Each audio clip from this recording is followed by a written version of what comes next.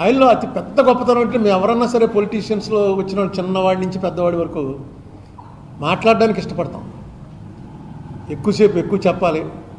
అవతల వాడి డిబేట్లోకి వస్తే వాడికన్నా నేను గొప్పవాడిని అనిపించుకోవటం కోసం ఇంకా మాట్లాడి మన్మోహన్ సింగ్ ఆయన వినటానికి ఇష్టపడతాడు.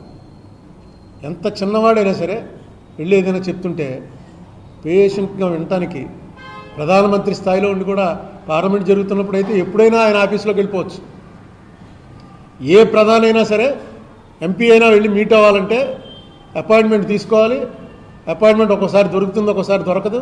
ఇష్యూ ఏంటో చెప్పాలి, ఎందుకు కలవాలనుకుంటున్నానో చెప్పాలి. ఆ కలవడానికి ఆయన ఇష్టపడాలి. లేకపోతే ఇది నేనేం చేస్తాను పలానా మినిస్టర్ని వెళ్ళి కలవండి అంటారు. ప్రధానమంత్రిని ఆయన లోక్సభలో వచ్చి కూర్చున్నప్పుడు మేము వెళ్ళి కలవచ్చు, కానీ పక్కన వెళ్ళి మాట్లాడడానికి ఆయన ఆఫీస్లోకి వెళ్ళి మాట్లాడాలంటే మాత్రం ఏ ప్రధానికైనా అపాయింట్మెంట్లు ఉండాలి.